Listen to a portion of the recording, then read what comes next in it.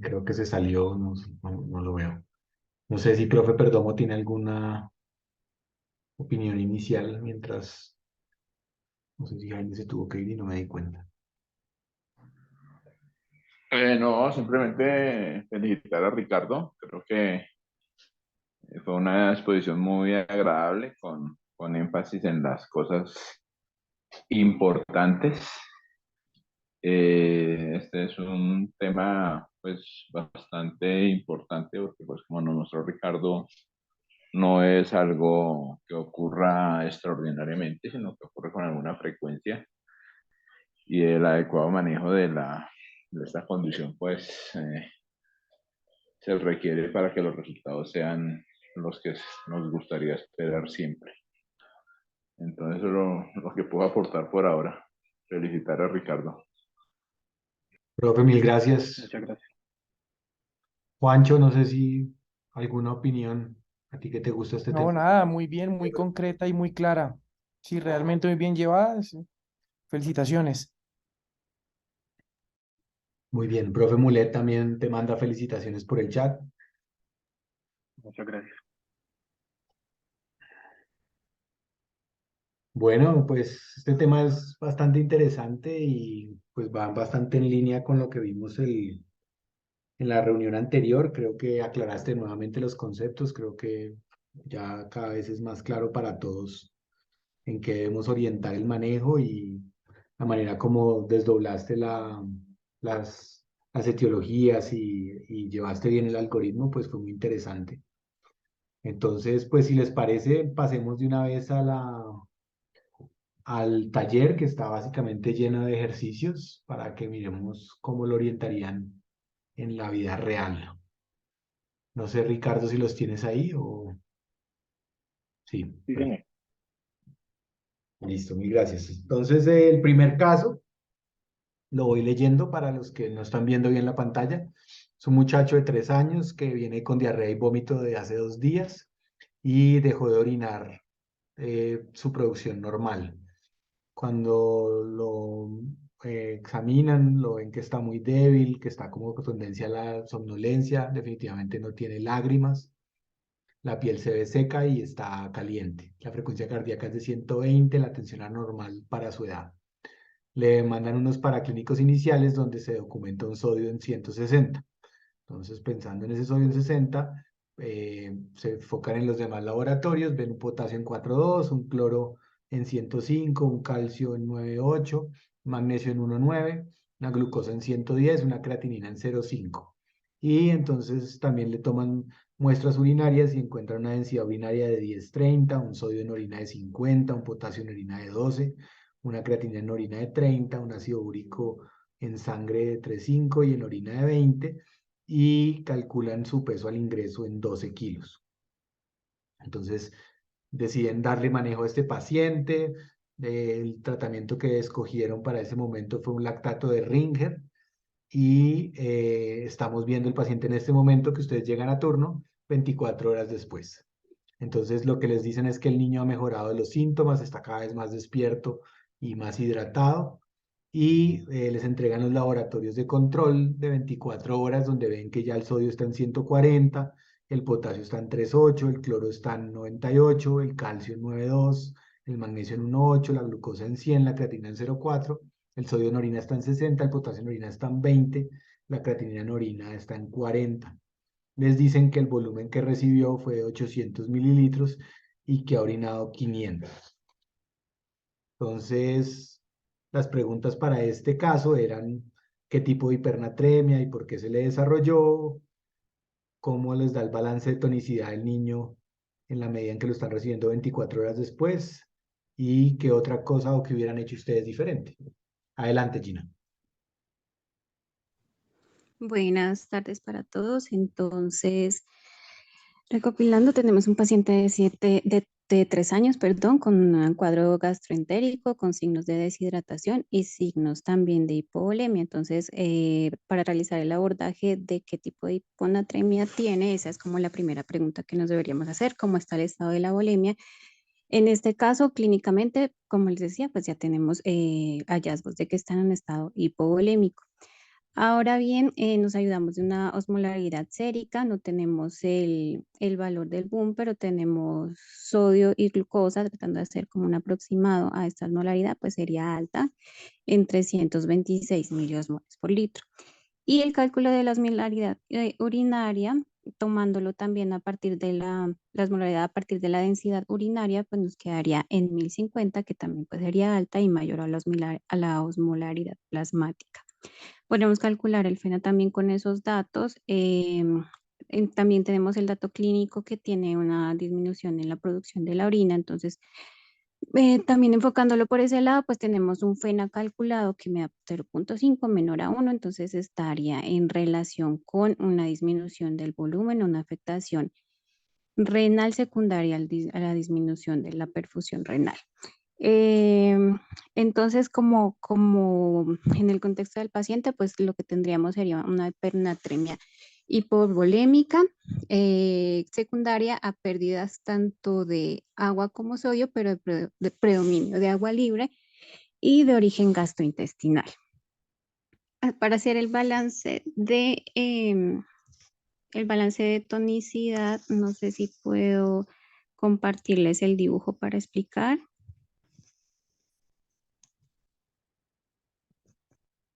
Adelante, Gina, ya te di permiso.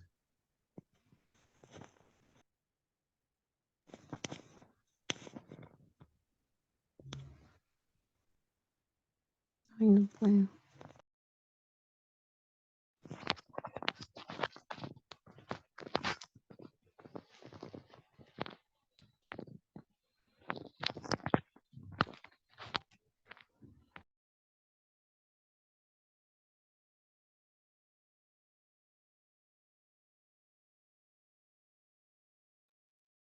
Creo que Gina se salió del todo. No sé si alguno quiere opinar algo de lo que lleva Gina hasta ahora, tiene otra interpretación. Mientras Gina se vuelve a conectar, ahí ya vi.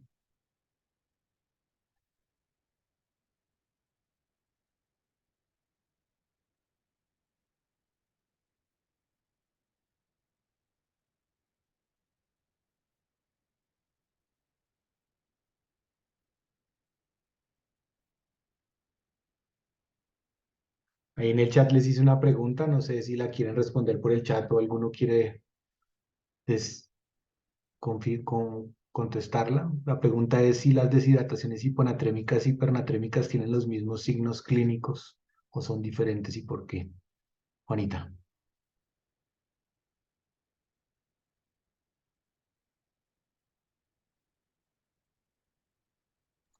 Perdón, es que siempre me pasa que no me deja desbloquear el sonido. Buenas tardes, mi nombre es Mónica Medina, yo soy residente de primer año de la Universidad Nacional. Pues las deshidrataciones hipernatrémicas o hiponatrémicas van a depender pues de lo que se pierda, ¿no? Entonces, dependiendo de la cantidad de agua y de soluto, como veíamos en la presentación, pues va a determinar también el grado de deshidratación y de dónde se va a hacer la pérdida, si va a ser una pérdida intracelular o si va a ser una pérdida extravascular. Por eso se entiende que, por ejemplo, que cuando los pacientes tienen pérdidas eh, o cuando hay una hipernatremia hipovolémica, pues va a tener unos síntomas más marcados eh, de la deshidratación, porque se van a ver a nivel celular. Entonces pues, va a tener síntomas como, por ejemplo, que afecten la tensión arterial, puede tener ortostatismo, eh, ¿qué más? A nivel, pues los signos de deshidratación van a ser como más claros en cuanto a al pliegue cutáneo, a la sequedad de las mucosas, a la disminución de la diuresis, todo eso puede verse un poco más marcado. Mario.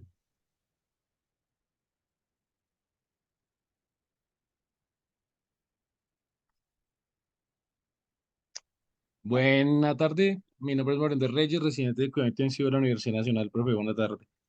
Yo creo que lo que básicamente los signos de deshidratación, digamos que en el aspecto de la volemia probablemente sí sean los mismos, profe.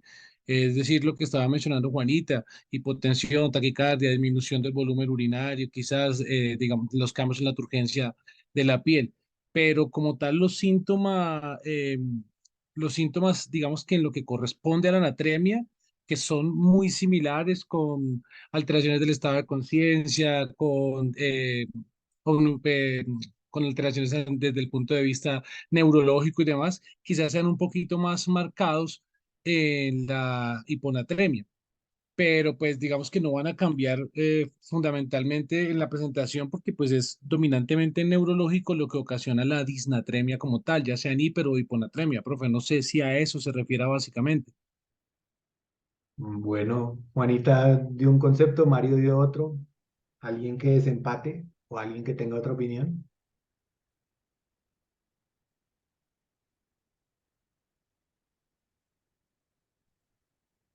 ¿Ninguno más? Profe, perdón, ¿se quiere echar esa o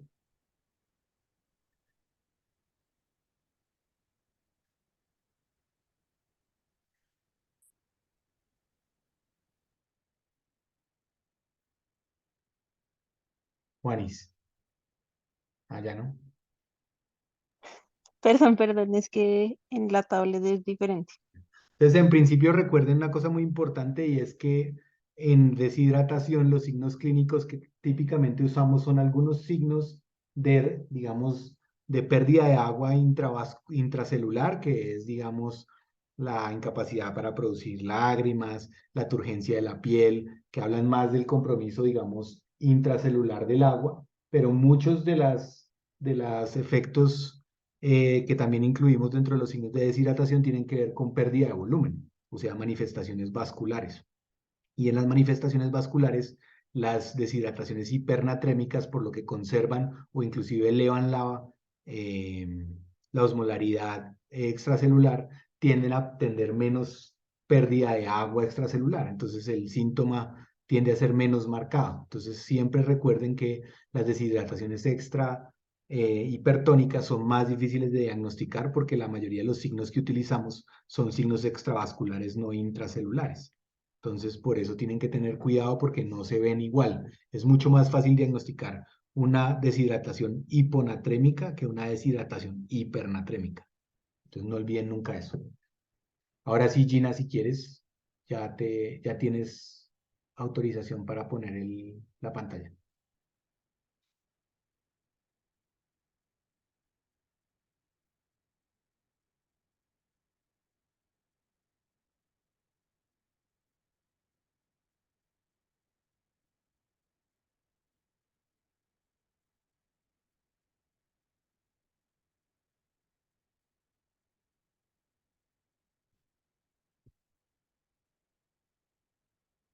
El doctor Perdomo les pregunta entonces si entendieron el concepto, entonces cuál de las dos está más asociada con choque.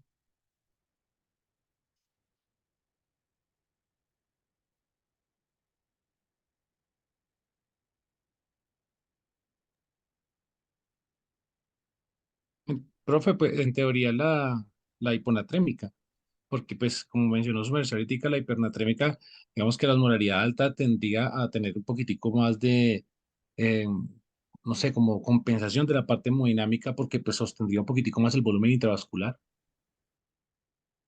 Perfecto. Gina, ¿no pudiste presentar? ¿Será que se salió otra vez?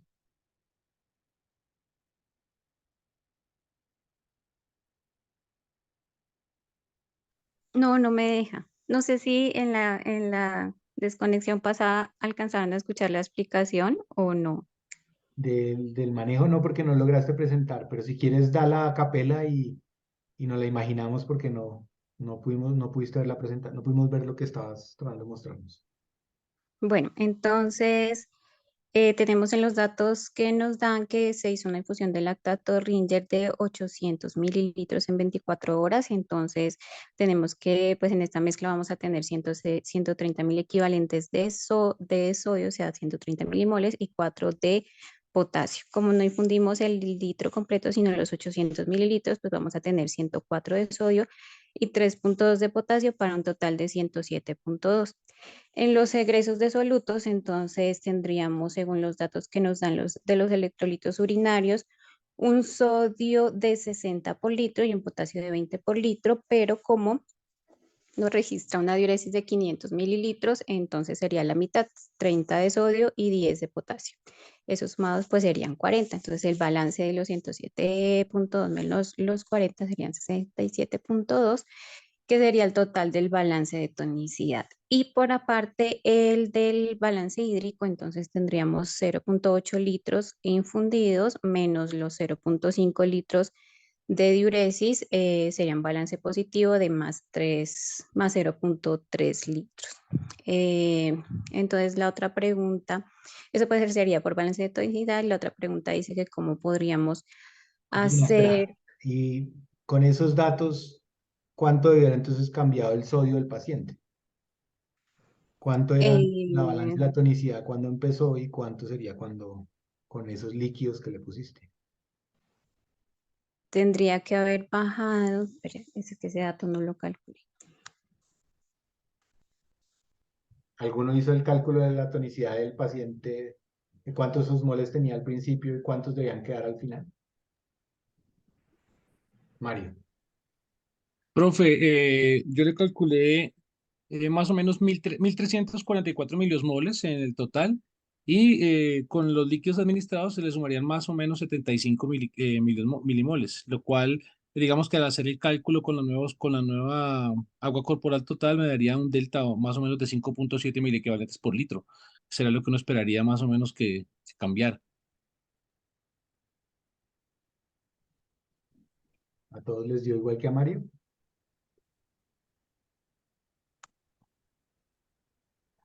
¿Puedo participar? Claro, Juanita. Pues en cuanto a lo que, pues yo hice el cálculo teniendo en cuenta pues que tenía un agua corporal total de 7,2 Ujú. y calculé que el número de mil equivalentes totales entre sodio y cloro eran de 1908 mil equivalentes inicialmente, con la natremia de 160 mil equivalentes por litro, y que en el lactato además le íbamos a poner le íbamos a poner mil equivalentes de sodio y de cloro también. Entonces íbamos no solamente a dar esos 1908 mil equivalentes que tenía ya el paciente, sino que además le sumamos 1902 mil equivalentes de los 800 mililitros del lactato. O sea que en total le estaríamos administrando o sea, tendríamos de ingresos 2.099,2 mil equivalentes menos 60, que fue también lo que hizo Gina, que serían los mil equivalentes de las pérdidas urinarias. O sea, tendríamos que se está reteniendo más o menos 2.039,2 mil equivalentes. Y con respecto a la pérdida de agua, se está perdiendo más agua que sodio. Y entonces, si es real la cantidad de lactato que recibió y lo que orinó y que digamos que el sodio urinario haya mantenido ese nivel de 50 a 60, ¿cuánto debe haber cambiado el sodio si estaba en 160? No, no entiendo la pregunta, profe. El, el paciente les están contando que pesa 12 kilos, ¿cierto? Con 7, tú dices, de agua corporal total y tenía un sodio en 160. Y les contaron la historia de que había recibido 800 mililitros de lactato de Ringer y que había orinado 500. Y ustedes tienen los datos de sodio en ambos líquidos. Y al hacer el balance de la tonicidad, entonces la pregunta ¿es posible que el paciente hubiera bajado de 160 a 140 con una ganancia neta de 300 mililitros de agua y, ¿cuánto fue que dijeron? 60 mil equivalentes de sodio. Mm, Juan o David. sea,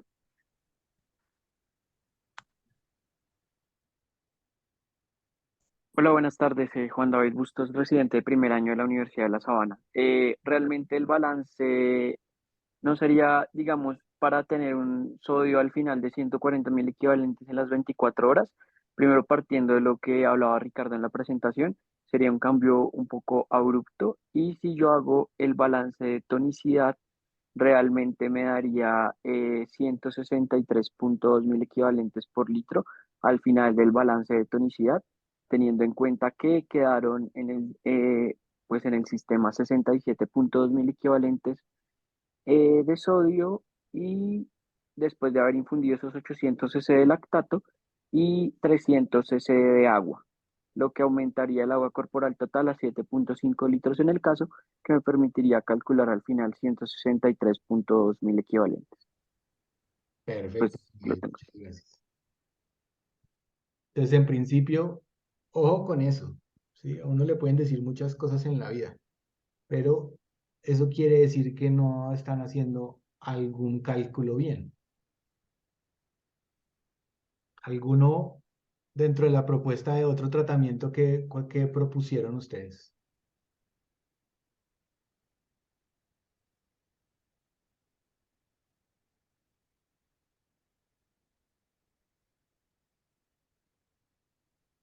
Gina.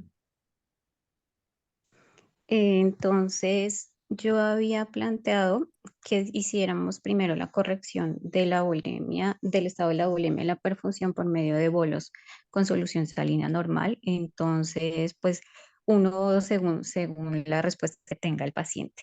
Una vez ya hayamos recuperado esa parte con bolos de solución salina, hacer la corrección de la deshidratación, de la hipernatremia con una solución hipotónica, que podría ser una solución al medio. Entonces, aplicaríamos la fórmula del cambio del sodio sérico, evaluando por un litro de solución al medio cuál sería el cambio del sodio en mil equivalentes. Haciendo el cálculo con la fórmula, entonces me da que por cada litro disminuiría 10.1 mil equivalentes.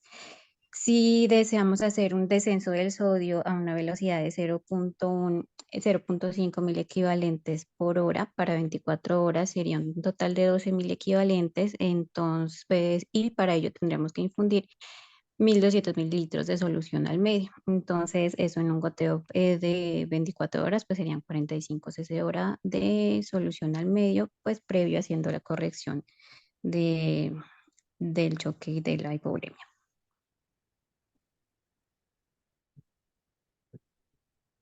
Perfecto. Entonces, ¿alguien está en desacuerdo con Gina o hizo algo diferente a lo que hizo Gina? Juan David. Yo, digamos, lo que hice fue hacer el mismo ejercicio que nos estaban planteando, pero entonces con la utilización de solución salina al medio para calcular el balance de tonicidad. Si tuviera nuevamente un ingreso de 800 cc de solución salina al medio y un egreso de 500 cc con una entrada al sistema de 300 mililitros. Partiría del hecho de que esos 160 mil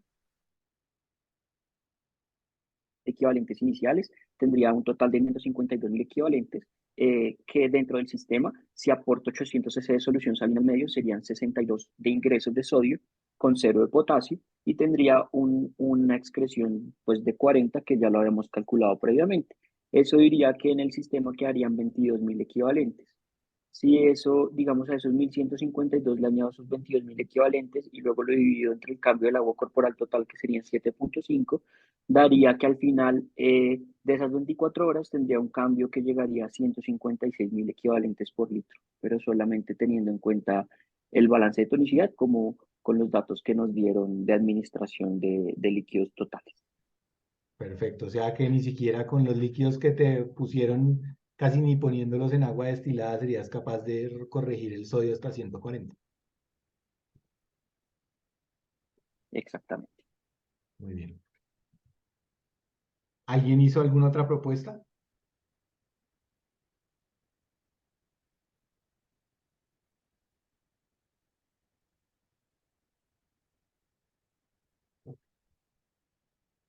Bueno, muy bien, pues el ejercicio de este era precisamente que se dieran cuenta que no era posible el escenario como estaba planteado.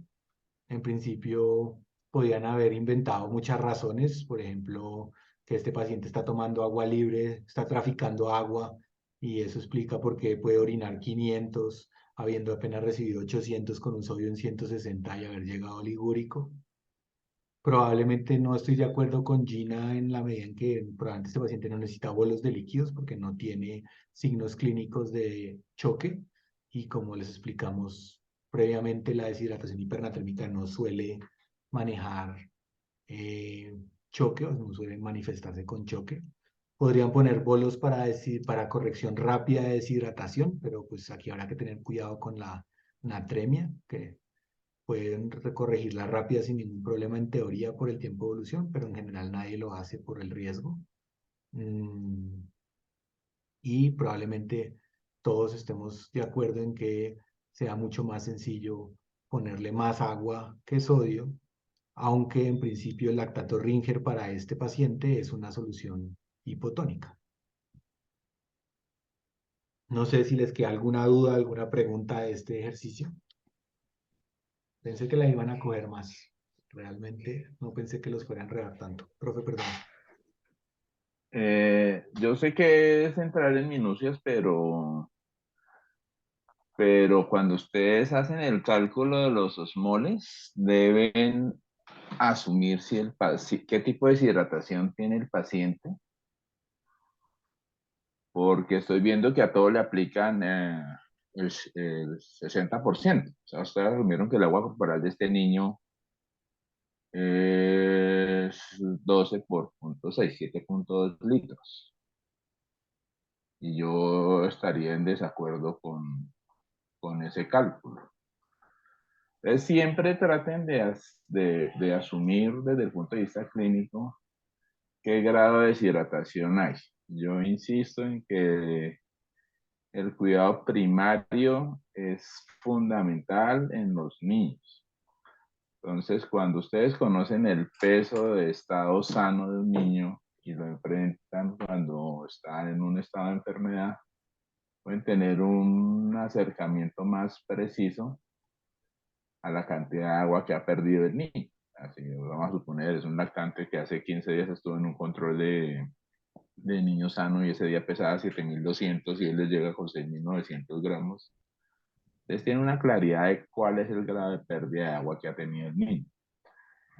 Así como hacemos el cálculo de deshidratación en los pacientes en otros escenarios. Entonces, en este paciente, ustedes lo evalúan y dicen, venga, por mi estado clínico no tengo datos del peso previo. Supongamos que sí lo tuviera, que la mamá dijera, pero tan raro que hace 15 días pesaba 12.600, por ejemplo. Ustedes ya pueden hacer una aproximación más cercana al grado de deshidratación. O si no, pues nos toca recurrir a la clínica. Entonces, si ustedes deciden que este niño, por el aspecto clínico que tiene, está en una deshidratación grado 1, 2 o 3, pues asumen que esos 12 kilogramos que están observando en este momento corresponderá al 97, al 96 o al 91% de su peso real, o en el caso de un lactante, el 95, 90 o 85%.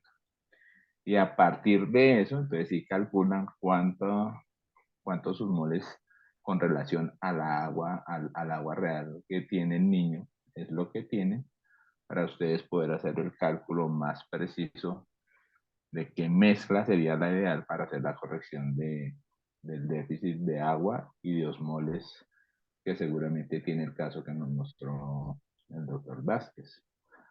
Entonces traten de ser un poquito más minuciosos en eso, posiblemente como lo vamos a ver en nuestra práctica.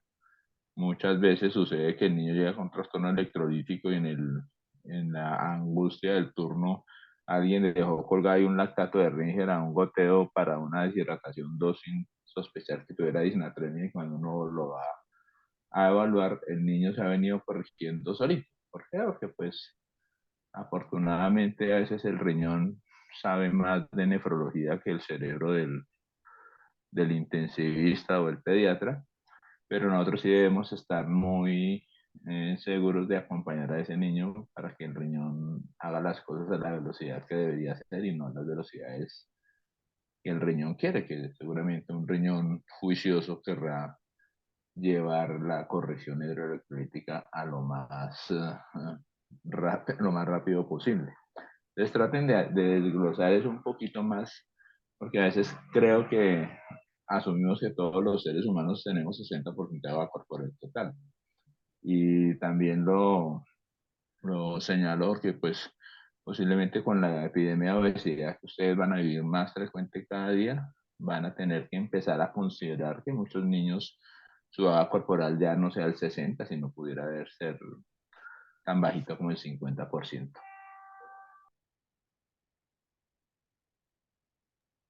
Mil gracias, profe. ¿Alguna pregunta más o algún otro comentario sobre este caso? Juan David, ¿tienes levantada la mano? No, qué pena, ya la hago. Tranquilo. Bueno, ahí tienen para que hagan el ejercicio. Les sugiero volver a meterse y mirarlo en detalle y ir para adelante y para atrás a ver cómo podrían manejar mejor este caso o qué podría estar oculto detrás. Pasemos al siguiente, por favor. Entonces, para el siguiente caso, lo que tenemos es un niño de 8 años que ingresó al hospital con un peso de 35 kilos para una cirugía programada neurológica. En los primeros 24 horas de su vigilancia, recibió 1,5 litros de lactato Ringer y orinó 800 mililitros y tenía una densidad urinaria de 10,02 en este momento. Le tomaron un sodio sérico en 138 y tenía un potasio en 4 con un sodio urinario en 60 y un potasio urinario en 30. La función renal estaba normal. La persona que vio estos hallazgos le pareció que íbamos bien y no hizo ningún ajuste. A las 8 horas, el volumen urinario había aumentado a 700 mililitros en esas 8 horas y la densidad urinaria había bajado a 10,01. El sodio sérico había aumentado a 150 y en esas 8 horitas que habían, pues recibió 500 mililitros más de lactato de Ringer. Entonces la pregunta es, ¿qué piensan de este caso? ¿Qué tipo de hipernatremia es? ¿Qué pudo haber pasado? ¿Qué hubieran hecho? ¿Cómo les da el balance de tonicidad? ¿Y cómo hubieran manejado ustedes este caso? Mario. Profe, buena tarde. Bueno, digamos que lo que yo hice en este caso en particular, pues es el contexto de un paciente que viene para una cirugía del sistema nervioso central. Y si bien, como mencionó Ricardo, en las primeras, digamos que 24 horas, no es tan frecuente que se dé una alteración a nivel del funcionamiento de la ADH, ya sea, digamos que cuantitativo o cualitativo, pero pues de entrada yo lo que hice fue lo siguiente. Entonces, bueno, calculé el agua corporal total, 21 litros, y estábamos frente a un escenario, un paciente con una anatremia que era normal, pero con una densidad urinaria, digamos que muy disminuida, lo cual me calculaba una osmolaridad más o menos de 60, profe. Con una natriuresis que se veían los electrolitos urinarios, 60 miliequivalentes por litro, y un balance hídrico que en ese momento era positivo con un gasto urinario que me daba para 0,9 o 0,95 cc kilo hora. Eh, en ese orden de ideas, lo que yo traté de hacer era como el ejercicio de calcular el balance de tonicidad, pero hacia atrás, profe. Es decir, tratar de encontrar cuál era el sodio previo a la intervención con ese 1,5 litros de lactato de Ringer. Entonces, me daba un estimado de 141 mil equivalentes por litro al inicio. Entonces, digamos que se conservaba el escenario de que no estábamos con un sodio elevado como esperaríamos encontrar si, digamos que en un escenario donde el paciente tenía una osmolaridad urinaria baja. En la evolución que menciona el caso, entonces vemos que en las siguientes 8 horas el balance ya se torna negativo, pero pues a mi parecer no era un balance así pues muy significativo, eran menos 200 cc básicamente, y el gasto urinario se conservaba dentro de los límites, profe, 2,5, 2,7 creo que le calculé ese kilo hora en esas segundas 8 horas. Digamos que en ese momento, profe, no, ya para el segundo momento no calculé el balance de tonicidad porque, pues, digamos que no tenía, eh, no sé, no me daban los datos pues que yo para poderlo calcular. Pensé en ese escenario que era un paciente con una diabetes insípida, pues en asociación a lo que veníamos mencionando de la cirugía o la intervención neurológica, cuando me situé en el algoritmo diagnóstico, pues digamos que me daba una osmolaridad urinaria que disminuía con un volumen urinario que no me quedaba tan claro porque no era poliúrico, pero pues que sí mostraba una disminución aún más notoria de la densidad urinaria y digamos que una respuesta exagerada al volumen, a los volúmenes digamos, que habíamos infundido en el paciente, con un aumento de la anatremia hacia 150. No me queda claro, profesor, en lo que refiere a la historia clínica, si, digamos, el niño estaba consumiendo agua o no, es decir, si conservaba mecanismo de sed o no, o si se había hecho alguna restricción en las primeras 24 horas, si se había liberado durante las segundas para saber si de pronto eso hubiese cambiado los volúmenes urinarios y hubiese cambiado de pronto también la densidad. Muy bien, Mario, muchas gracias. ¿Alguien tuvo alguna otra apreciación, hizo algo diferente, hubiera planteado otra cosa diferente a lo que propuso Mario?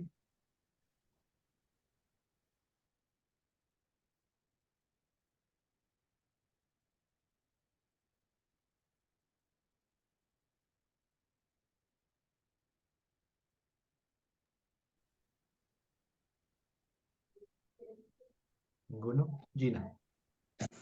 No, solamente como para reforzar la idea de que fuera una diabetes insípida de origen central, secundaria a su procedimiento, a pesar de que la diuresis en las segundas 8 horas, en la segunda fase pues, de 8 horas, no está en rango de poliuria como por valor absoluto, si hay un cambio abrupto en la diuresis de las primeras 24 horas, que es incluso casi limítrofe y aumenta a 2,5 con una disminución de la densidad urinaria y un aumento del sodio. Entonces es como lo que suele suceder con los pacientes que inician con este tipo de disnatremias, no de forma inmediata, sino horas después del procedimiento quirúrgico. Perfecto. ¿Alguna otra duda o pregunta sobre este caso? ¿O hicieron algo diferente? Juan David. Bueno, la verdad yo me confundí un poco, pues porque digamos que yo calculé en las primeras 24 horas muy similar a como lo hizo Mario y con los datos que nos daban, daba al final un sodio sérico de 141,7 mil equivalentes por litro.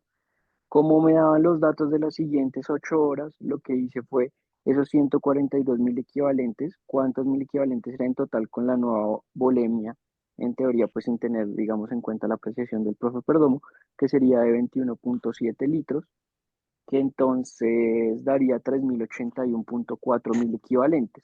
Entonces, si al final, digamos, de esas 8 horas el sodio era de 150, lo que busqué fue hallar cuánto sodio quedó en el sistema basado de esos 142 mil equivalentes por litro en esas siguientes 8 horas. Resulta que me dio un resultado de 98,6 mil equivalentes, pero el problema es que 98,6 teniendo en cuenta que hubo una contracción al final en el volumen, en la volemia del paciente de menos 500. Entonces pasaría de 21,7 a 21,2. Y el problema es que el sodio, o sea, los electrolitos urinarios que me debieron haber dado al final era más o menos de 169,4, lo que no se correlacionaría con el dato final que me dieron de que la densidad disminuyó, sino lo que yo encontré es que para que el resultado al final diera 150 mil equivalentes, incluso pues la concentración de electrolitos a nivel urinario se aumentaría, pero no sé si lo hice mal. Perfecto, Juan David. Mario. Profe, digamos que ahorita que les comenté, en las segundas 8 horas, yo hice algo similar a lo que mencionó ahorita Juan David, y era como, pero no partí de la base del 141, es decir, ya tomé que era 138 mil equivalentes por litro el sodio, puesto que era, digamos, lo que había, los que nos mencionaban después de esa primera intervención. Al calcular el balance de tonicidad, a mí me da un sodio esperado de 144, que pues estaba lejos de lo que, pues, 6.000 equivalentes distante de lo que mencionaba la historia clínica. Entonces, lo que me interrogué, lo que me pregunté es, bueno, hay una pérdida de agua que no está identificada o que no está informada, digamos que en la historia, ya sea por, no sé, pérdida las pérdidas insensibles, pérdida por calor, porque haya hecho fiebre, por algún otro tipo de situación o de circunstancia que, digamos, en este escenario no lo tenemos referido en la historia clínica. Pues partiendo de la base que había un déficit de agua que estaba, digamos, no estaba informado en la historia clínica, pero que podíamos calcularlo con los deltas de sodio. O sea, es decir, de 138 a 150 yo calculé el déficit de agua de ese niño. Sí, entonces es, digamos que utilizando pues rápidamente la fórmula que está en el Harrell Lane, le daba más o menos para 1.680 mililitros de déficit de agua. Y entonces había lo que, no, al nosotros reponerlo con los 500 de lactato, pues digamos que había una pérdida ahí como escondida en la historia clínica que no me permitía pues saber dónde estaba. Perfecto, muy bien. ¿Alguna otra idea? Entonces miren que a David no le dan los cálculos de la densidad urinaria, a Mario no le dan los cálculos del cambio. Entonces, todas estas cosas hay que tenerlas muy, muy precisas. Cosas importantes que recuerden. La densidad urinaria suele ser una muestra aislada, ¿no? Entonces, el hecho de que alguien les diga que tuvo 800 mililitros en 24 horas de orina, les podría decir fácilmente que no orinó nada las primeras 12 o las primeras 18 y que orinó 800 en las últimas 3. Y que la densidad urinaria era alta al principio y que hace 3 horas cambió a ser una orina muy clara. Entonces, acuérdense que esto es una transición y para estos ejercicios usualmente usamos como si el compartimento se hubiera estado bloqueado por 24 horas con el mismo valor, pero sobre todo en estos pacientes postquirúrgicos, el cambio puede ser muy drástico y muy rápidamente pasan de estados de síndrome de secreción inapropiada a estados de diabetes insípida y a veces no estamos pendientes. Entonces, en estos pacientes un cambio que es muy llamativo siempre es el cambio de la densidad urinaria. De hecho, no sé si ustedes han tenido las discusiones, pero en general hay muchos grupos que no consideran diabetes insípida hasta que no suba el sodio. Pero en principio, si usted lo que está buscando es una pérdida de función de hormona antidiurética, probablemente en un paciente que no debería tener una densidad urinaria baja, porque está teniendo una densidad urinaria baja. Tienen razón en que los electrolitos de sodio urinario están anormales. Ahí habrá que ver en dónde se tomó la muestra y si sí está de acuerdo, pero estamos de acuerdo en ese pedazo. Y digamos, el ejercicio iba un poco pensado hacia, tengan cuidado con pacientes que tienen densidades urinarias bajas en el contexto de un factor de riesgo muy claro y que en principio todavía no han elevado el sodio. Estos pacientes, si uno tiene un poquito de anticipación, sabía que en unas horas iba a obtener hipernatremia. No sé si tienen alguna pregunta más sobre este caso. Doctor, profe, perdón, ¿quiere hacer alguna acotación adicional? Sí, yo primero pues tenía ahí, yo estaba escribiendo una pregunta, pero no, con lo lento que soy no alcancé. La pregunta es si en un posoperatorio de neurocirugía pudiera existir una diabetes insípida, pero con densidades urinarias que estuviesen por encima de 1010. Y el otro es si es un comentario. Entonces, pues como ustedes se van a enfrentar a estos pacientes, eh, los pacientes que van a ser llevados a cirugía de la región celar principalmente, pero pues sí, yo pensaría que todos los tumores de línea media deberían tener una evaluación endocrinológica juiciosa previa a la cirugía. O sea, no es para nosotros extraordinario que el paciente tenga algún déficit de hormona tiroidea o de hormona esteroidea que haga que la evaluación en el postoperatorio para muchos de nosotros sea confusa. Llega el niño empieza a desarrollar una hiponatremia y uno asume que o tiene que ser pérdida de sal o tiene que ser secreción inadecuada pero puede ser simplemente un niño que tenga una insuficiencia suprarrenal y como de premio le ponen dexametasona, que pues es el esteroide de los neurocirujanos, que yo no he entendido bien por qué. Entonces el efecto mineralocorticoide es pobre si es que existe. Entonces para que tratemos de acostumbrar al equipo multidisciplinario de aproximación de estos pacientes a que tengamos una evaluación neuroendocrinológica adecuada que nos evite confusiones en el manejo posoperatorio. Profe, mil gracias. ¿Les queda la duda de la pregunta para que la contesten por el chat?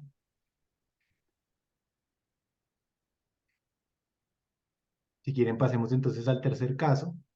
El tercer caso es un poco más complejo.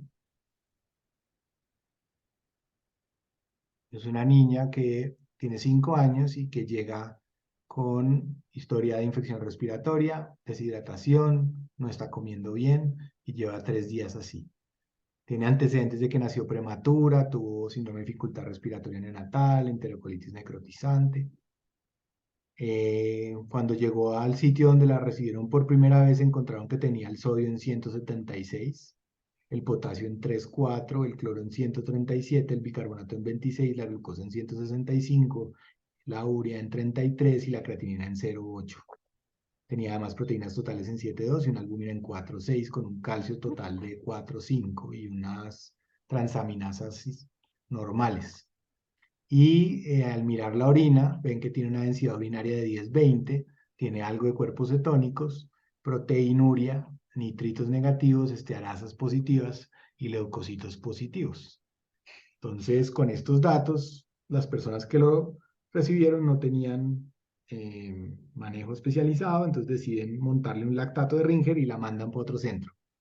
Cuando llega a ese centro, con lo que sea que le entró de ese lactato de Ringer, ya pesaba 15,1 kilos y medía 106 centímetros, y ya el sodio estaba en 158, el potasio estaba en 2,7, el cloro en 119, tenía un CO2 en 32, una glucosa en 108. Cuando le cuantificaron la osmolaridad urinaria medida, les dio 99,5.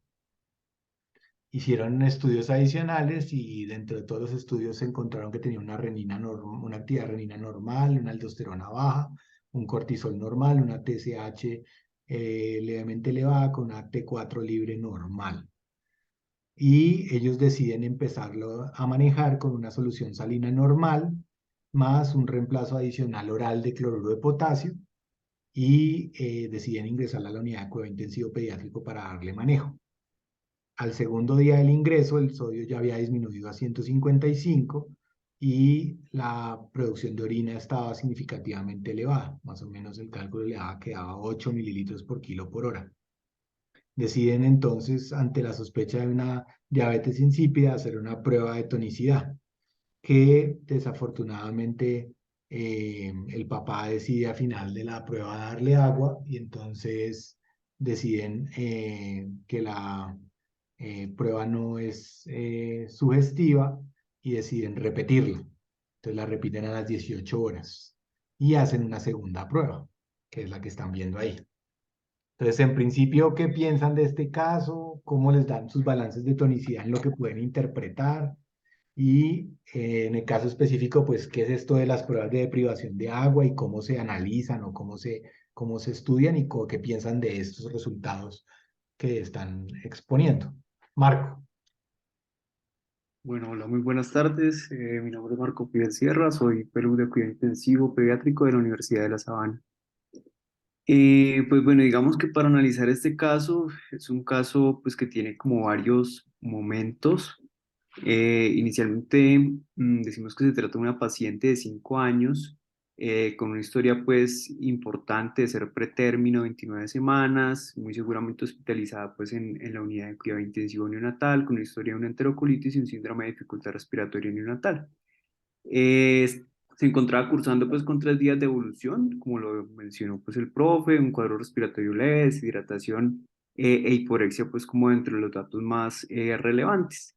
Dice que se presenta inicialmente con un sodio de 176, lo consideré pues probablemente debido a una hipernatremia hipovolémica o euvolémica, pues con un uroanálisis con una densidad de 10-20, que al estimar pues la osmolaridad urinaria nos da un valor mayor de 600. Pero digamos que este uroanálisis debe ser interpretado pues con precaución, ya que nos muestra unas proteínas aumentadas que podrían pues, digamos que falsear un poco dicho valor.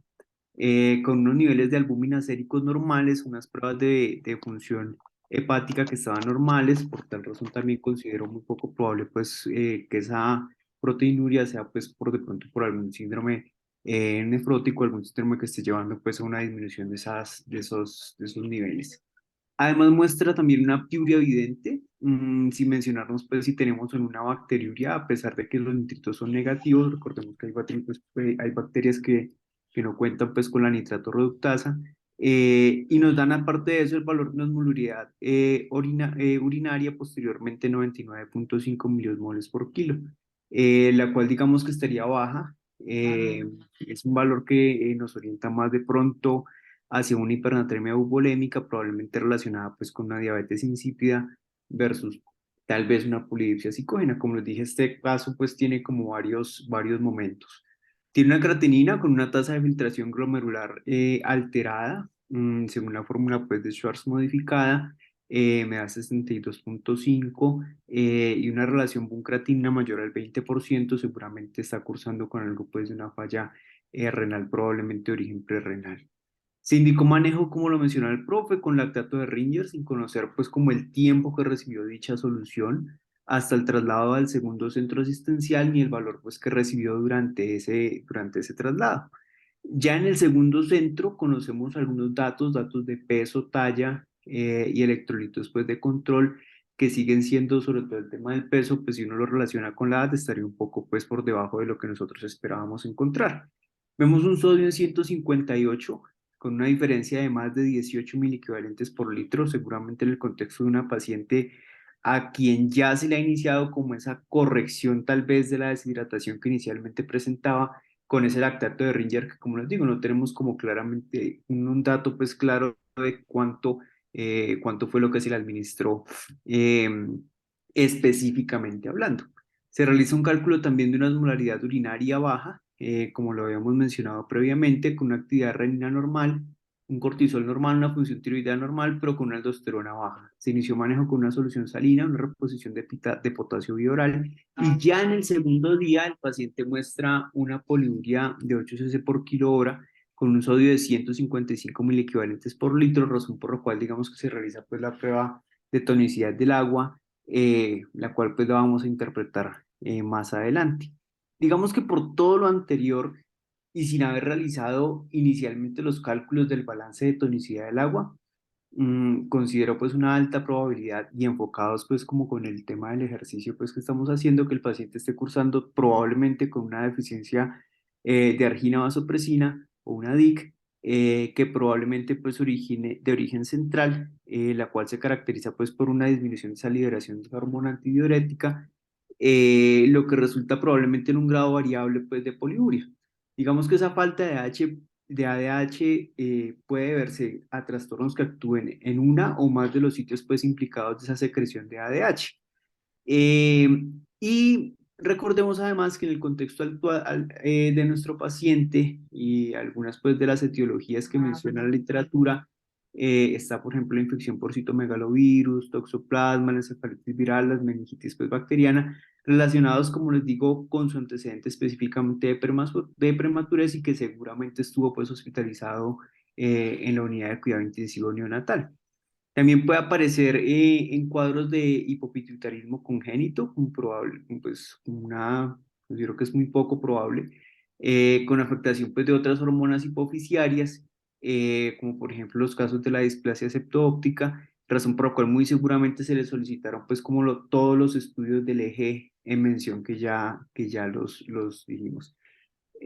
Respecto al balance de tonicidad del paciente desde su ingreso, digamos que a pesar de que hacen falta algunos datos, como por ejemplo la cantidad de líquidos administrados, eliminados pues específicamente en el primer sitio de atención, algunos datos por ejemplo de diuresis y de valores pues excretados de sodio, potasio, cloro, para fines prácticos y tratar pues como de hacer el ejercicio, traté de obtener como esa cantidad de líquidos que de pronto se le administró al paciente basados pues en la cantidad de sodio a infundir menos el sodio que tiene el paciente sobre el agua corporal total más uno y qué tanto me debió haber variado esos miliequivalentes por litro de sodio con la solución que se empleó y de esa manera pues tratar de obtener un poco el resultado de la cantidad de líquidos que se había administrado. Entonces en el día 1, por ejemplo, el paciente tenía un sodio de 176 y dice que recibió una cantidad desconocida de lactato de Ringer.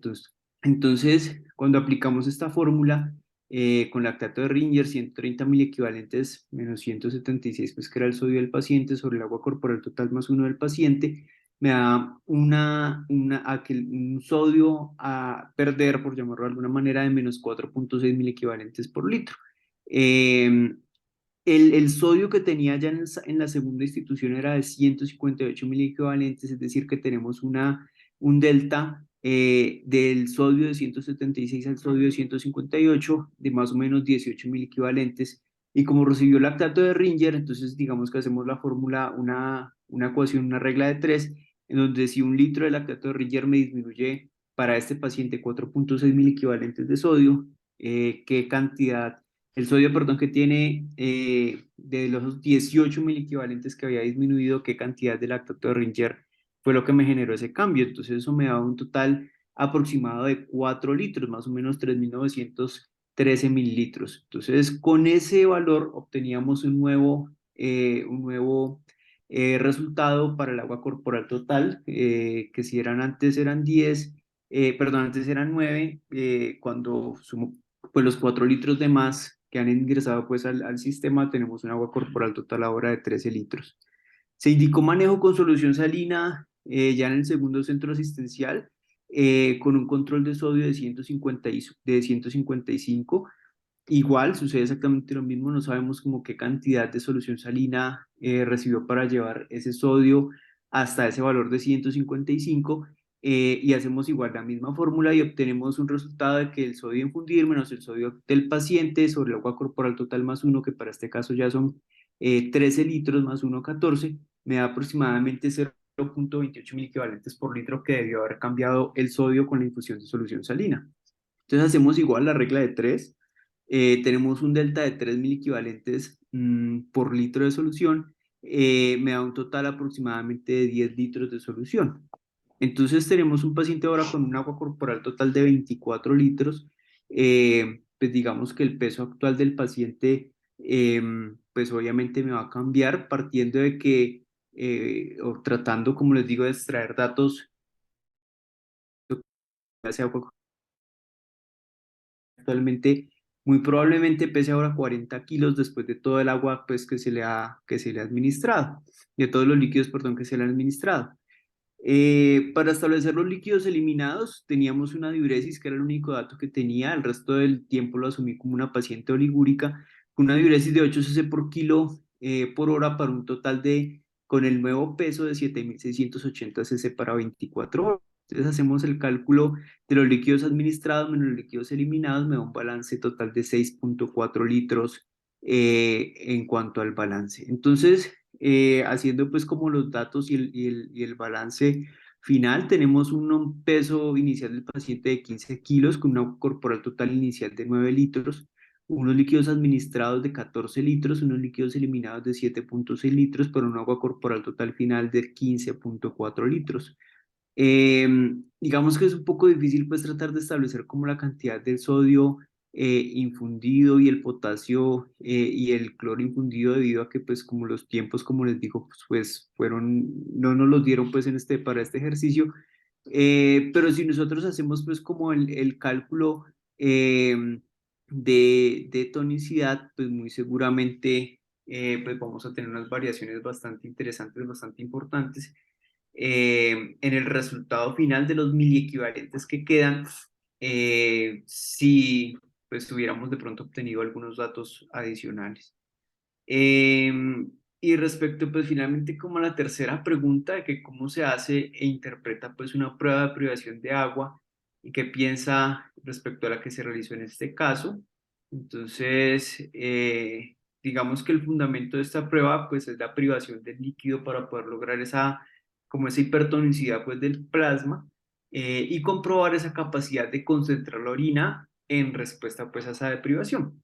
Y después lo que se hace es que si esta es positiva, entonces se administra pues un análogo de ADH o desmopresina para tratar pues de establecer la respuesta si es de origen central o si es de origen pues de origen renal o de origen nefrogénico. Tiene dos fases, está la fase de SET como les expliqué, entonces en esta fase el paciente no puede ingerir absolutamente nada y requiere pues obviamente una estrecha supervisión y digamos que se monitorizan pues algunos parámetros como está el volumen, la osmolaridad urinaria, se sugiere realizarlo cada hora, el peso, la presión arterial, signos clínicos pues de deshidratación y hipovolemia, el sodio, la osmolaridad plasmática cada 2 horas o cada hora pues los niños que son en los lactantes menores. La fase de desmopresina, que es en caso pues de que esta nos dé positiva, donde tengamos pues la alteración que les menciono, se administra 0,1 microgramos por kilo, máximo 4, endovenoso pues en 20 minutos o subcutánea, o 5 microgramos pues vía intranasal y evaluamos pues la respuesta que se tiene a la ADH. En la fase de SED o de privación hídrica, la clave está en que el individuo sano y el polidípsico primario mantiene la osmolaridad plasmática dentro de un rango normal, a costa pues de aumentar esa osmolaridad urinaria, como lo vemos en el ejemplo del taller. Y ya en la diabetes insípida, digamos que se mantiene una osmolaridad urinaria que va a estar inapropiadamente baja, pues para el ascenso obviamente de la plasmática. Entonces digamos que eso nos sugiere pues bastante el diagnóstico. Y algo importante es que tras la administración, pues obviamente de la desmopresina, se determina pues ese tipo de diabetes insípida. Entonces, si se normalizan pues esos parámetros, indicará pues obviamente un déficit pues de hormona antidiurética y si no cambian pues nos encontramos ante una alteración pues a nivel renal.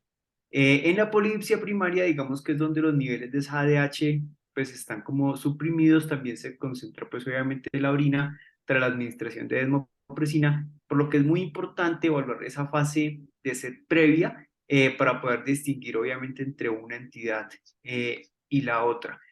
Entonces finalmente considero que posterior a la realización hídrica, a la prueba, perdón, de restricción hídrica realizada en nuestro paciente, considero pues que es una hipernatremia de pronto diferente pues con la que lo habíamos enfocado inicialmente, con un aumento pues del agua corporal total, muy seguramente pues tengamos que evaluar esa hipervolemia pues que de alguna u otra manera tratamos de estimar y ese sodio corporal total, pues obviamente aumentado, además de una prueba negativa, pues por una diabetes insípida, y un sodio urinario que, como lo vemos en la gráfica, estaba mayor a 20, pues lo consideré finalmente como que fuera pues una hipernatremia secundaria pues a ese exceso pues de volumen que venía recibiendo el paciente, por una ganancia de sodio secundaria al aporte de líquidos endovenosos empleados, pues que en este momento ya se encuentra en resolución.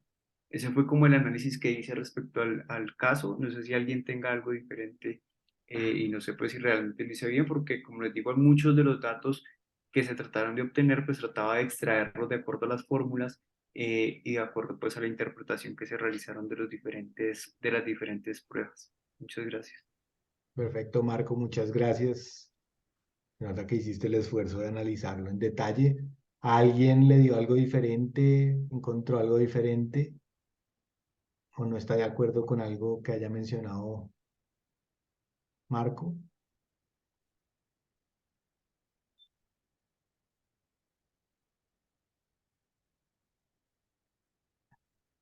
¿Alguno hizo balances de tonicidad? Que Marco usó la fórmula de Matías para calcular, asumiendo que la fórmula de Matías funciona. Y en los cálculos de osmolaridad, ¿cómo les dio? ¿Cómo les daría?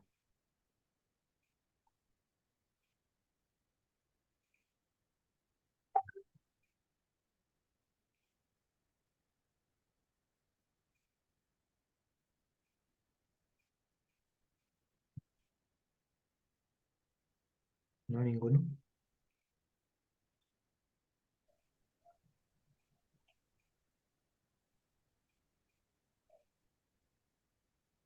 Profe, perdón, iba a mencionar algo. Lo iba a abrir el micrófono. Sí, yo creo que la fórmula de Díaz toca interpretarla con mucho cuidado y después de asumir qué tipo de trastorno tiene el paciente, ¿sí? Los cálculos que hizo Marco, no, en algún momento me perdí, pero pues los valores que refiere al final 25 litros. son muy exagerados. O sea, yo no, o sea, a un niño de 15 kilos no le vamos a poner nunca esa cantidad de líquidos y ni vamos a sospechar que tenga ese déficit de agua, ni esa cantidad de déficit de osmoles.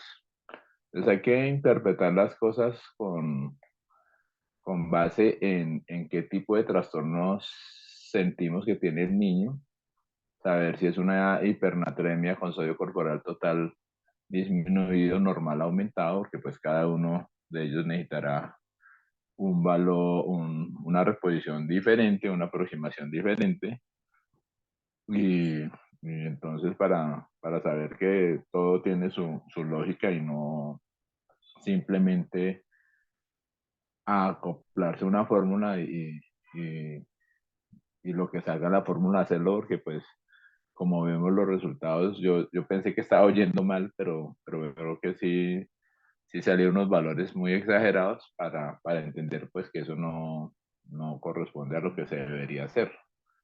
Yo en este caso estoy muy confundido, yo no sé si es que no lo he podido entender bien, pero siento que con la prueba de privación de agua pues no pareciera corresponder a una diabetes insípida, porque pues no veo que se produzca un aumento del sodio sérico durante el periodo de observación, aunque las densidades urinarias sí parecieron estar pues ligeramente bajas, más bajas que las séricas que sugieren que la actividad de hormona antidiurética esté suprimida, pero uno esperaría que hubieran más cambios en la cantidad de sodio, en el sodio sérico que tiene el niño. Y entender por qué ingresó con esa hipernatremia tan severa, pues también no me quedó a mí claro. Espero que Pablo nos saque del misterio, porque yo este caso no lo entendí muy bien. Debo confesarle que para que tampoco Es ustedes se un caso sientan, difícil de la vida real, por eso lo sí, traje. Pero sobre todo lo que dice el profe Perdomo que era muy importante, y es que esa fórmula de Marías en un escenario como este le pega a uno una enredada ni la berraca, porque como hizo Marco los cálculos están correctos, pues la cantidad de agua no tiene sentido. Pero pues obviamente pues, acuérdense que el problema de Marías es que solamente está hecho para deshidrataciones hipovolémicas, donde se pierde agua y se pierde sodio, y además de eso asume que uno es un tarro de mayonesa, que no está perdiendo nada más, ni activamente está pasando nada. Este es un caso muy interesante que de hecho está publicado, y es una paciente que al principio, digamos, ni siquiera los investigadores que publican el artículo final saben muy bien qué era lo que le pasaba, pero asumen que de base es una niña que tiene un problema de desnutrición que le da, digamos, un factor de riesgo para el manejo renal, que además parece ser una infección urinaria asociada a todo el cuadro y que tiene, o que ellos logran documentar, si lo leen después en detalle, si quieren les mando algún día el artículo, pero ellos logran documentar que la paciente hace esto que ven ahí, que es un evento en que pareciera que está haciendo diabetes insípida y hace clínica de diabetes insípida y ¡pum! Se le quita. Y vuelve y le aparece el cuadro de diabetes insípida. Entonces, en estas pruebas de privación de agua, la primera prueba parecía que sí tenía una diabetes insípida, por lo menos en los laboratorios iniciales, pero se le corrigió sola. Uno esperaría que ese fuera el efecto, por ejemplo, de ponerle una desmopresina, pero en principio a la paciente no le hicieron nada y ellos no pudieron seguir evaluando a la paciente porque le iban a hacer la prueba de desmopresina, pero el papá le dio de tomar. Pero cuando le fueron a mirar el último cambio, ya había corregido sola, como si se le hubiera quitado. Y luego a las siguientes 6 horas intentaron hacer la segunda prueba y ahí ya encontraron que no había diabetes insípida, que la niña se estaba comportando de forma normal. Entonces es un caso bastante interesante que pueden ver en pacientes crónicos que tienen sobre todo tubulopatías renales, que son bien difíciles de diagnosticar porque tienen un comportamiento que a veces no pensamos y es la oscilación de la interferencia, que la interferencia aparece y desaparece, aparece y desaparece. Entonces en el momento puntual en que uno va a mirarla, pues no la ve o sí la ve.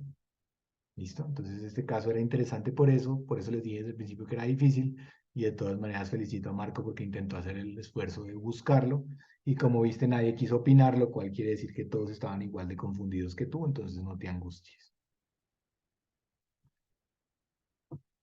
Bueno, no sé si les queda alguna pregunta, alguna duda del manejo de las disnatremias en general, de los cálculos de tonicidad. Muchas dudas, profe. Eso está muy bien. Eso es lo importante. ¿Qué tipo de dudas tienes alguna que te podamos resolver? O Pues, profe, sigues todavía con el basic? me cuesta trabajo hacer los balances de tonicidad. No entiendo muy bien cómo hacer los balances de tonicidad.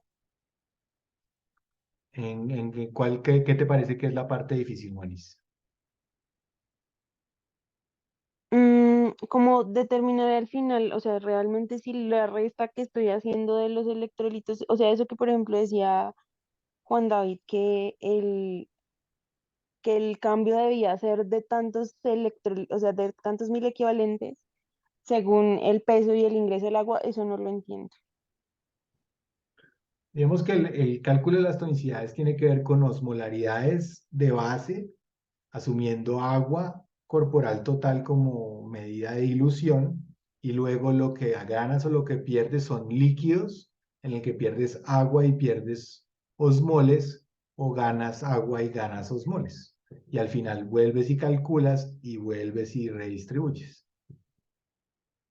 Digamos que es un ejercicio matemático que no es complejo, pero hay que hacer varios ejercicios para ver cómo se comporta. La invitación que les hago probablemente más sencilla es cojan casos de la vida real del día a día, que tengan pacientes que les tomen electrolitos urinarios y electrolitos séricos y traten de calcular cuánto es la osmolaridad en ese momento o la tonicidad de ese paciente, cuánto es la tonicidad de su líquido y traten de calcular cómo cambiaría hacia adelante y hacia atrás, agregando 1 litro, perdiendo 1 litro. Traten de hacer los ejercicios viniendo de hacia atrás, de cómo era hace 24 horas si este hubiera sido el mismo patrón.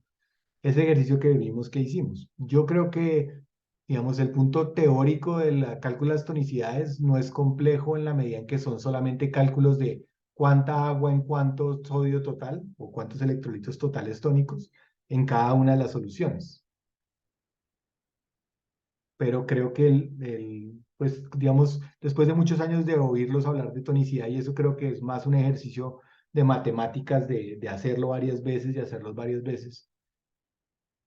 Obviamente hay casos como este que son muy complejos porque ustedes están haciendo marcaciones puntuales en momentos puntuales y realmente no están haciendo recolecciones de orina en 24 horas que les diga cuánto es el sodio sobre el volumen total de líquido, ¿cierto? Y uno también tiene, como decía Mario en el segundo ejercicio, uno tiene derecho a deshidratarse también por pérdidas gastrointestinales que nadie está midiendo o por sudor, entonces los cálculos no suelen ser precisos.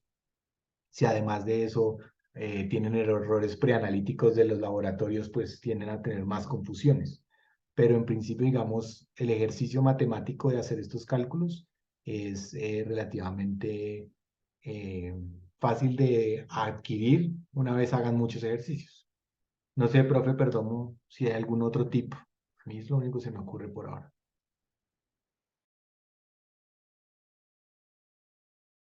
Eh, no, yo creo que esto es de meterle lápiz y papel a las cosas.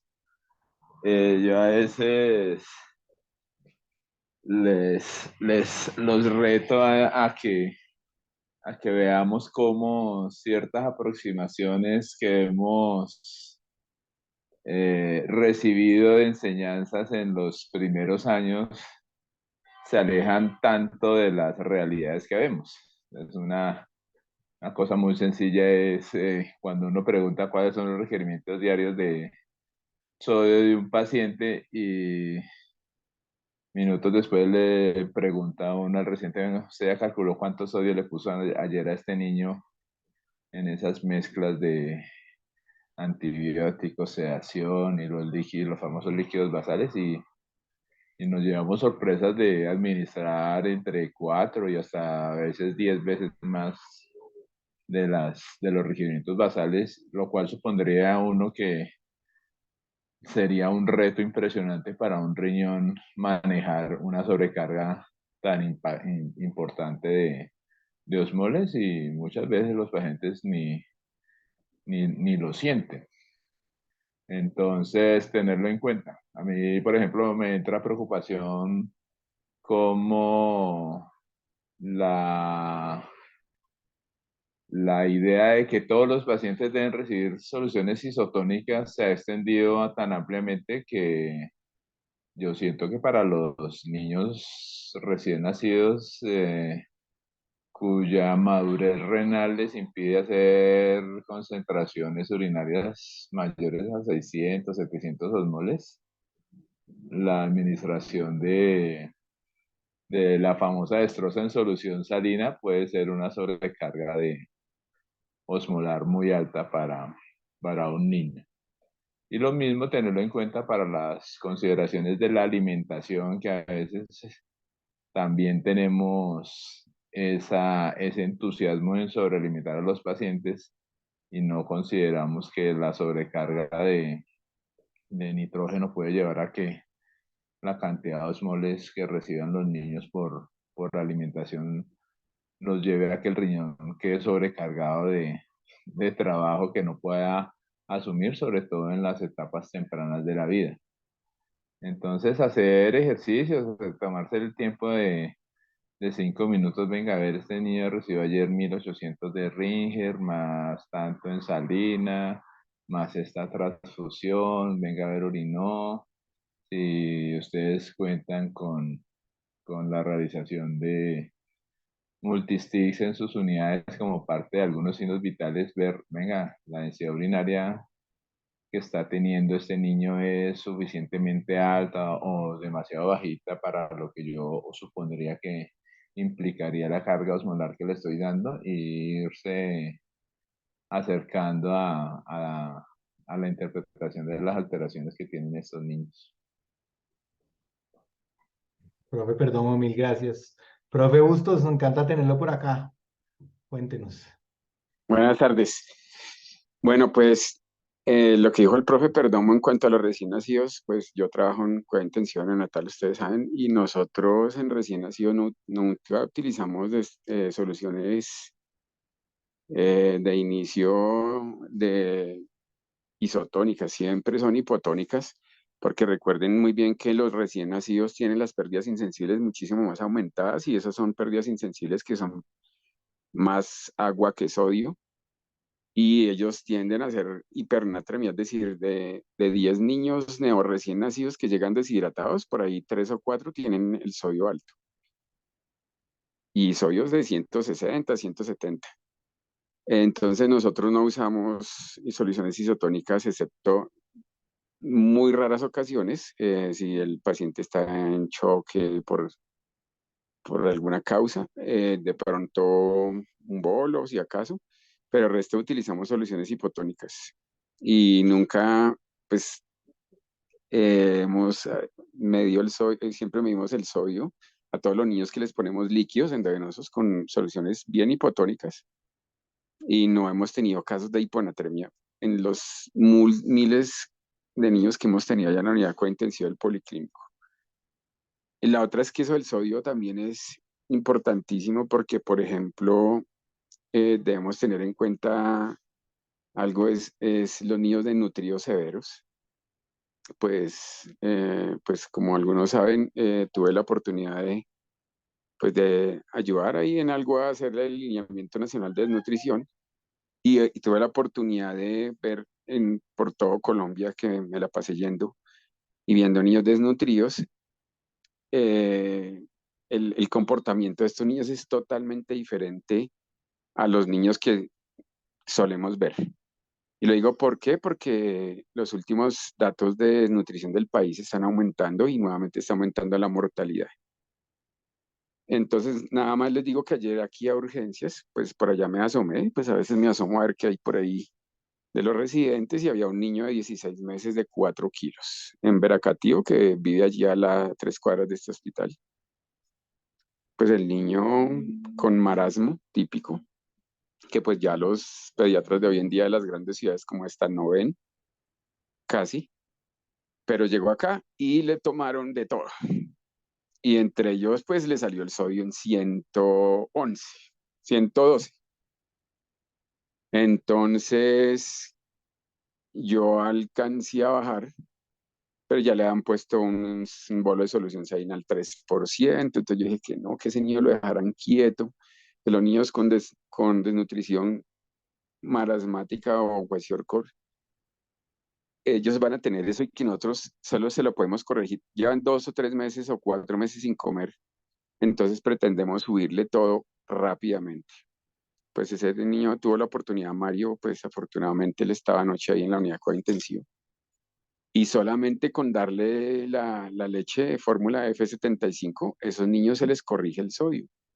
Es más, ustedes saben que ellos están hemodiluidos. Entonces, esos niños nos llegan a los hospitales de cuarto nivel y no es posible en el pensamiento de nosotros que vemos pacientes críticos todos los días. No es posible que un niño tenga 112 miliquevantes por litro de sodio y esté tranquilo. Y tampoco es posible que un niño así no tenga canalizadas 2 venas y que no le pongan un bolo y que entonces el potasio está en 2,4 y entonces tome su bolo de potasio y entonces el magnesio está en 0,8 y póngale su bolo y fósforo y a las 24 horas está intubado el niño. Entonces, como una recomendación y como un consejo de cuando lleguen niños así de esta situación que generalmente tienen trastornos del sodio hacia lo bajo, pero son crónicos.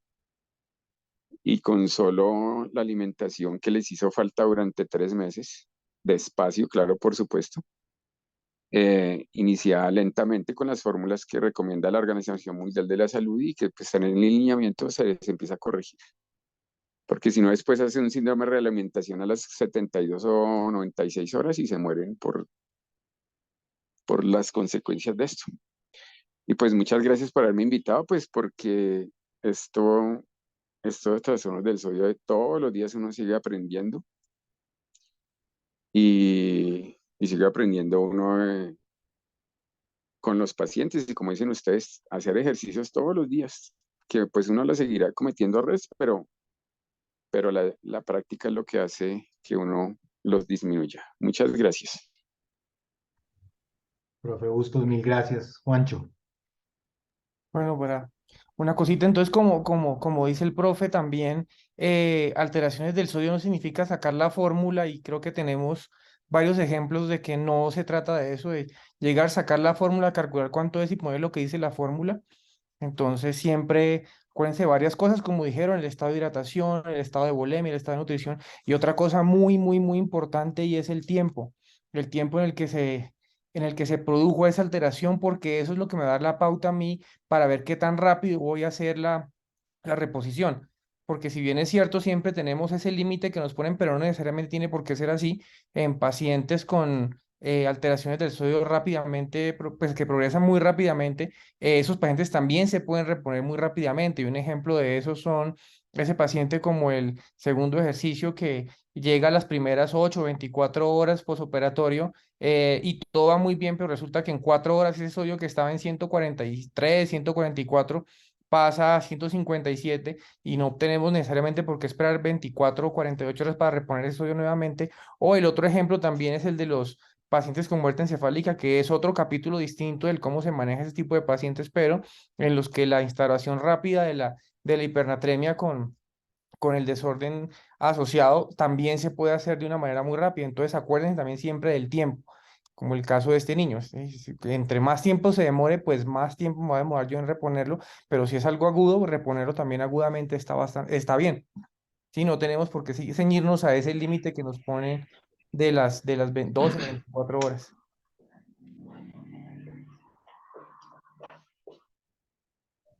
Aló. Profe, perdón.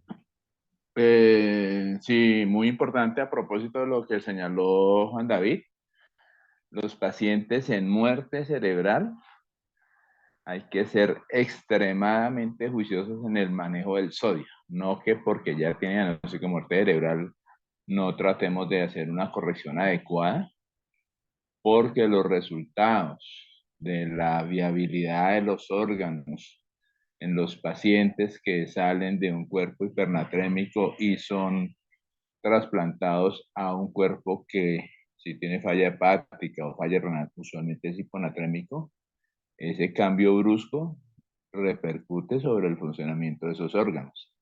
Entonces ustedes, como yo lo repito muchas veces, cuando estaban cuidando un paciente que iba hacia la muerte cerebral y se les fue a la muerte cerebral, ahora están cuidando entre 5 y 7 pacientes. Entonces, sean muy juiciosos en que el control de sodio tiene que ser estricto, tienen que mantener a sus pacientes con normonatremia, porque ustedes deben tener la ilusión de que ojalá esos órganos de ese paciente que se les fue pudiera llevar vida a otros niños. Entonces, no tomar una actitud menos juiciosa simplemente porque el paciente como ya está muerto, pues ya no, hay que ser muy juiciosos porque ustedes no saben si eso va a ser el cambio de la vida de otros niños o otras personas. Profe, perdón, mil gracias. De nuevo, muchas gracias a todos. Creo que ha sido bastante interesante la discusión. En aras del tiempo, creo que vamos a dejar por aquí. Muchas gracias a todos. Continuamos en 8 días. Buena tarde.